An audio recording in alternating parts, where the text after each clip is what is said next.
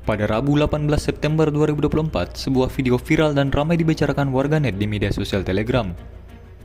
Dalam video tersebut menampilkan detik-detik penyerangan terhadap sekelompok tentara Ukraina yang sedang sibuk mengevakuasi rekannya. Disebutkan dalam keterangan unggahan, peristiwa ini berlangsung di wilayah Susnik. Di area ini, drone Rusia melakukan pemantauan terlebih dahulu sebelum mulai melancarkan serangannya.